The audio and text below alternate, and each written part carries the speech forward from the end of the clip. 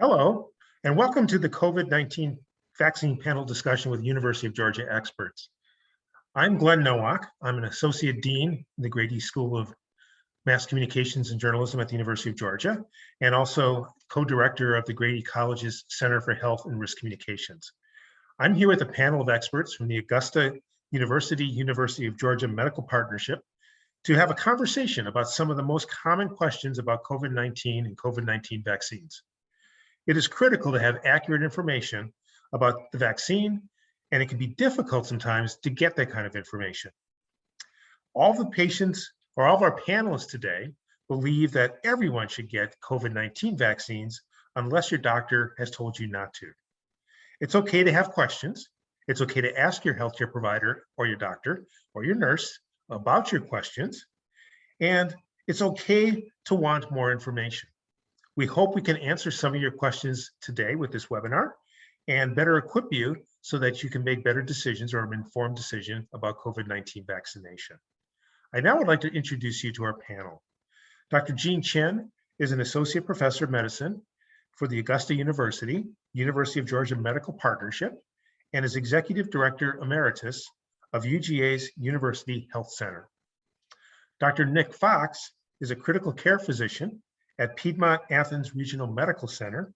He's also an Assistant Professor of Medicine for Augusta University of Georgia Medical Partnership, and a COVID-19 Medical Director for UGA Athletics.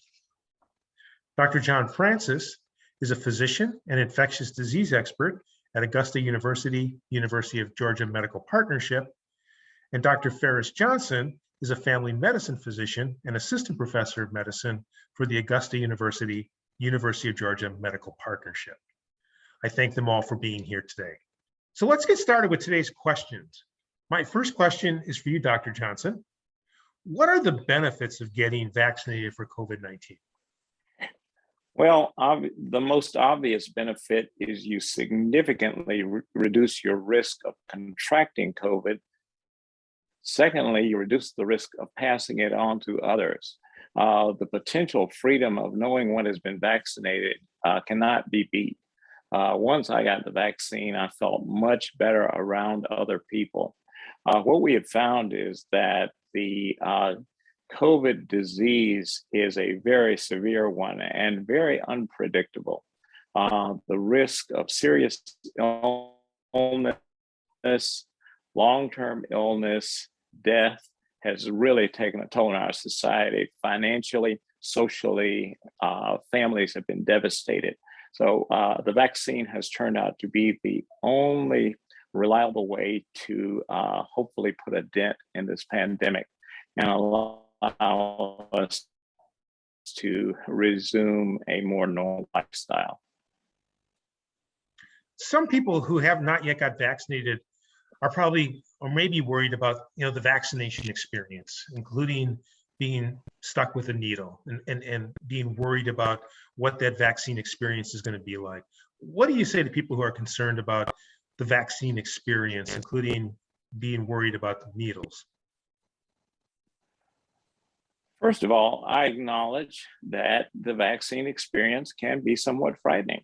The idea that someone is going to actually inject you with something can be frightening. I don't try to deny that there will be some discomfort. However, I assure anyone who is concerned that it will be very brief, that once the needle is in, really any discomfort goes away right away. Any problems after that are usually quite manageable. The benefit of the vaccine so far outweighs the risk. Another thing actually that comes to mind is if you take someone with you and mutually support one another in getting the vaccine, that many times helps. Having a partner to go along and get the vaccine with you, you mutually support one another. Make sure that all questions are answered before you get the vaccine, but proceed. Courage is proceeding despite fear. Thank you.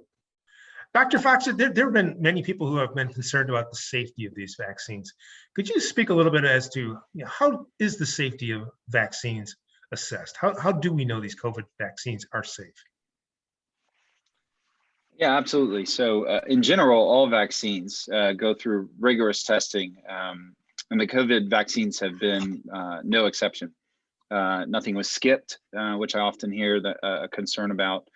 Um, there's 3 phases to clinical research and clinical trials when production of a vaccine is underway. All of the COVID vaccines that are available in the US went through these 3 clinical research phases. Um, During these phases, the FDA pays particularly close attention to side effects and overall safety of the vaccines. Certainly, they're looking at efficacy of the vaccine, but honestly, safety is a priority. And even after the FDA authorizes a vaccine, the FDA continues to monitor vaccine safety, vaccine production, and vaccine distribution. So it's a continued process, even through today, with over 420 million doses of vaccine given in the US. It's still being monitored for safety and side effects. And to this day, we haven't seen any long lasting effects that would cause us concern. How is it possible, some people have been asking, that these vaccines could be evaluated so fast when it comes to safety? How was that possible? Right. I've heard this a lot, and it is a good question. To some degree, I'm very happy it happened quickly. It shows what we can do as a scientific community when we have all of our focus kind of on one disease process. But to answer that, although the vaccines are novel, we've kind of had a head start in terms of the research and developing these vaccines. We've known about coronaviruses for a long time. This is not necessarily new information. We took information from the SARS epidemic in 2003 and the MERS outbreak in 2012, both of which are coronaviruses, and we use information that we gleaned from there. And then the mRNA vaccine technology, again, while new in these vaccines, the technology had been around. So we weren't starting from step one, essentially. And then from there was really an international focus on getting a vaccine done. And because of that, there was a lot of funding and a collective focus of producing the vaccine. And that made manufacturing of the vaccine quick. And that happened simultaneously during the clinical research trials, so that if they were effective, which thankfully they were, we would have vaccine kind of ready to go. Thank you. Dr. Chin, one of the priority groups for COVID-19 vaccines is pregnant women. They are susceptible to more severe illness. And one of the problems right now is that we don't seem to have high acceptance, or what the acceptance we need among pregnant women for COVID-19 vaccines. What should pregnant women know about COVID-19 vaccines and their safety and their benefits? Glenn, this is really an important question, particularly for college-age students and for really anybody of childbearing age. So I'm glad that this question has come up today. We need to first talk about risk, like you said. Risk if you're pregnant and unvaccinated and you get COVID-19 infection, because COVID-19 infection during pregnancy is associated with an increased risk of maternal severe illness, as you mentioned, admission to an intensive care unit, a visit perhaps with Dr. Fox, mechanical ventilation, and even potentially death. If you're pregnant and you have an underlying disease, it's a double whammy. So a health condition like diabetes, obesity, cardiovascular disease puts you at a known increased risk of complications from COVID-19. There's an increased risk of preterm delivery and a theoretical risk. There may be an increased risk of stillbirth. So now let's talk about the safety of the vaccines when you're pregnant. We already know they're effective, right? So let's talk about safety in pregnancy. None of the 3 COVID-19 vaccines, Pfizer, Moderna, J&J, none of them cause infertility. None of them cause spontaneous abortion, also known as miscarriages. None of them. There's no evidence of adverse maternal or fetal side effects from vaccinating pregnant women with the COVID-19 vaccine. And there's a growing body of data that demonstrates safety when used during pregnancy. Now, everyone can get side effects, like pain at the injection site, fever, muscle pain, joint pain, headaches, fatigue. But those side effects are all a normal part of the body's reaction to the vaccine in building antibodies.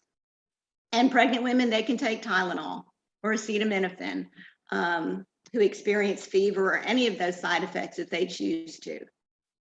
Let's talk about now safety and efficacy for the baby. We talked about the mother, how about the baby? There's growing data demonstrating that antibodies are present and passed to the fetus when the mother is vaccinated in the 3rd trimester. And if you're breastfeeding after the baby's born, protective antibodies are passed to the baby through the mother's breast milk. And so now we get to the recommendation. Finally at the recommendation. Given the potential for severe illness and death during pregnancy, COVID-19 vaccination is a priority for this population. And vaccination can occur at any time in any trimester. And emphasis should be on vaccination as soon as possible to maximize maternal and fetal health. So it's a short question, but it was really a long answer. And Glenn, thank you for asking it. It's also true, isn't it, that COVID-19, the disease poses a much greater risk to pregnant women? Absolutely. They're one of the higher risk. And that's why you get kind of a double whammy if you're pregnant and you have an underlying health condition. Thank you. Dr. Francis, another group is those people who have underlying health conditions that may make them more susceptible to having very severe COVID-19 illness. Some of those people are very concerned about getting vaccinated. What do they need to think about, and what is your advice to them? That's a great question, and it's a good follow-up to Dr. Chen's. So when I think about the vaccines and the hope that it brings to actually reducing the pandemic, we recognize we want all people to be vaccinated, those that are healthy and those that have underlying conditions. People who have underlying conditions, as Dr. Chen mentioned, can be at greater risk for having more severe illness, whether it is because they have chronic heart disease or lung disease or kidney or liver disease or diabetes, or if they're immunosuppressed with HIV or cancer. Their risk of severe illness is definitely raised, and by getting the vaccine, it reduces their risk.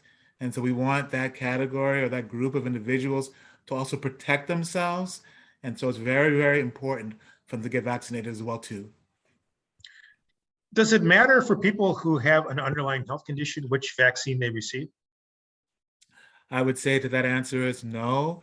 The vaccines that are available are all safe, and I would recommend that they would move forward with getting the vaccine that is available to them.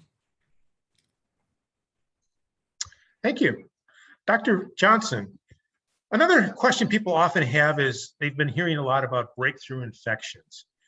Can you talk a little bit about what are breakthrough infections, and should people worry about breakthrough infections when it comes to making a decision about whether they should get a COVID-19 vaccine? Certainly. Breakthrough infections are those infections that occur after a person has had what the CDC has described or prescribed as the full dose of vaccines. For the Moderna, 2 doses, for Pfizer, 2 doses, for the J&J, 1 dose. This does not include any reference to the booster. Is the primary vaccine series. Any immunization, there's the possibility that for some reason, the person simply does not develop an immune response. We saw that fairly early on in people with immune deficiencies, which has caused a look back, and perhaps ultimately there will be a redefinition of the primary series. But for now, the definition of a breakthrough infection is an infection that occurs after a person has received the appropriate prescribed full dose of one of the 3 vaccines that is currently available. Another thing that we often hear, Dr. Johnson, is people who have had COVID-19 have said that they're uncertain, or they believe, in fact, that they don't think they need to be vaccinated. Do people who have people who have been previously infected with COVID-19, do they need to get vaccinated? Is that a good idea? Should they be vaccinated? Currently, we believe that they absolutely should be vaccinated. Number one, you cannot count on a disease conferring adequate immunity. And with a disease as serious as COVID-19, with the outcomes, one certainly should not take any chance. Just as some people don't necessarily develop very good immunity after the vaccine, many people develop no immunity following disease. There is no way to measure the efficacy of disease-related immunity.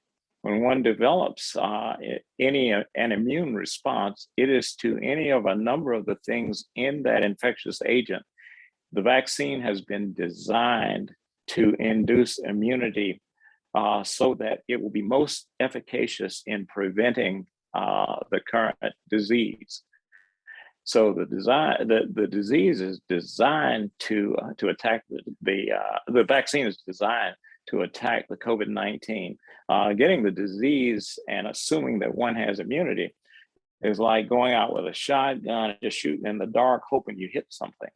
With the vaccine, we're trying to use a laser-focused weapon that hopefully will, in fact, arrest this disease before it becomes a disease. Thank you.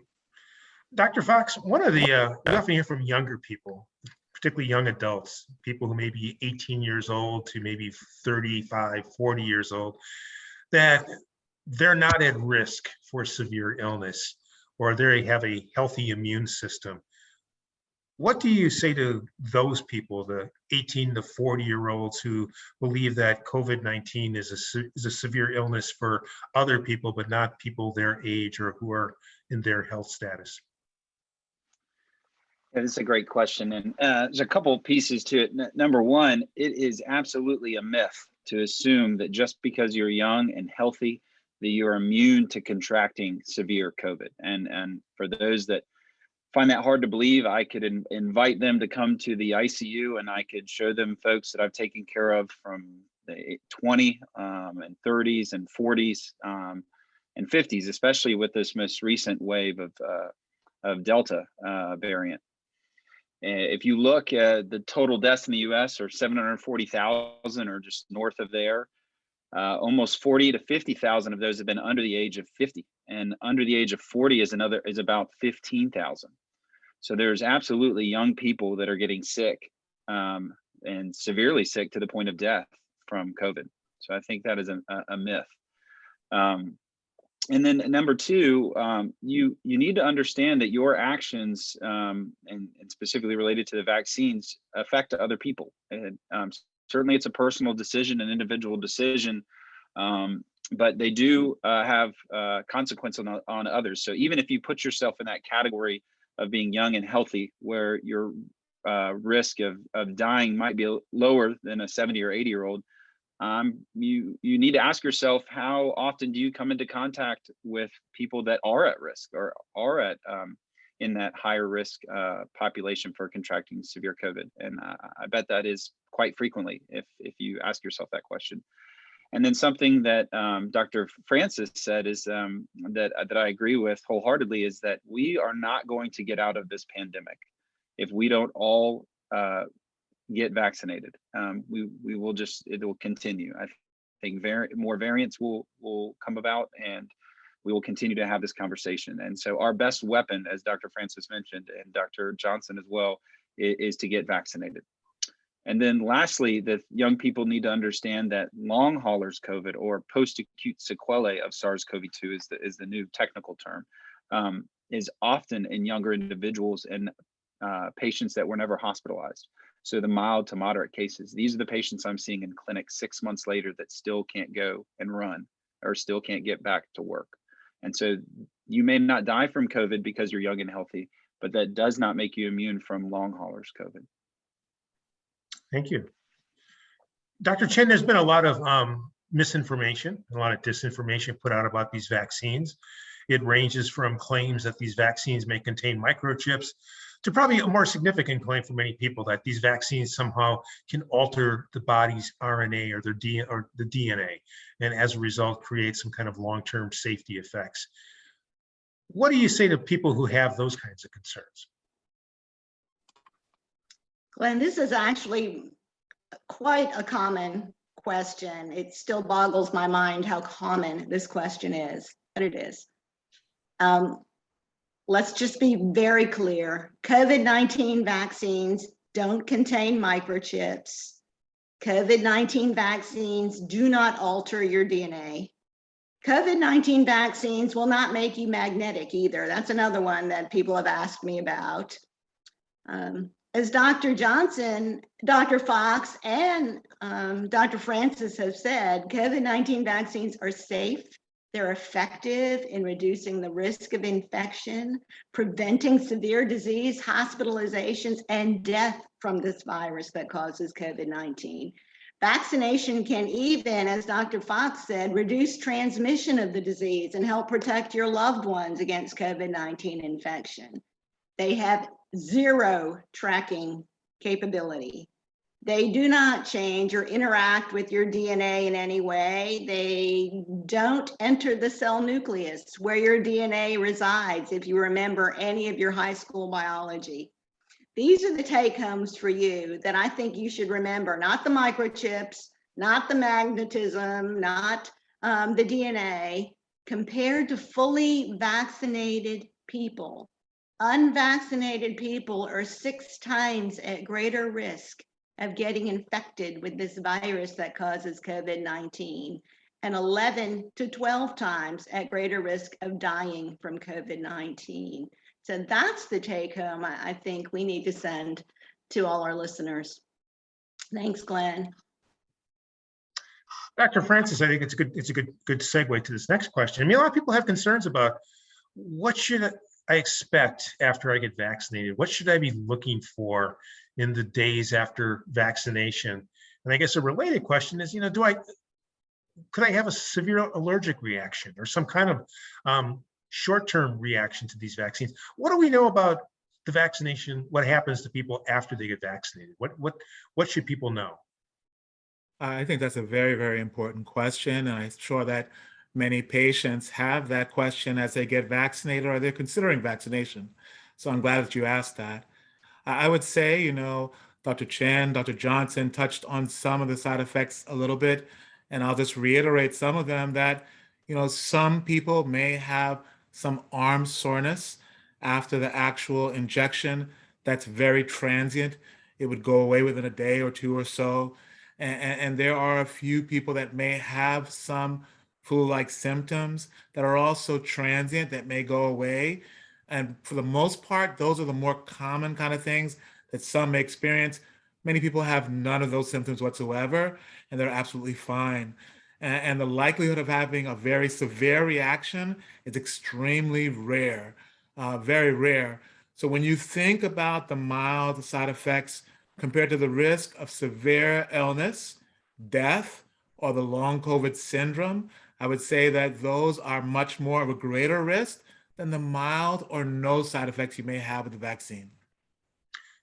When it comes to like allergic reactions, are those things more likely to happen relatively soon after vaccination, or is that something that would happen a few days or a week after vaccination? Right. So I would say that, usually right after, within 24 hours, someone may get some arm soreness. Sometimes after the first or the second dose, within a day or two, they may have some symptoms of a mild flu-like illness. As far as some longer-term side effects that could happen over weeks, most commonly, if there's something really bad that's going to happen, it happens within 6 weeks. But they actually did the clinical trials and monitored patients for at least 2 months to ensure that the vaccines were safe, and the likelihood of having some kind of severe or longer-term reaction is much, much more less likely to occur. And they've studied that.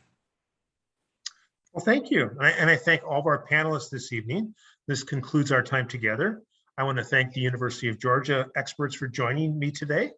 I also would like to thank our viewers for taking time to learn more about COVID-19 vaccines. Our hope is that you have learned something here that you can share with others as well as maybe something that would help you make your decision about whether to get a COVID-19 vaccination.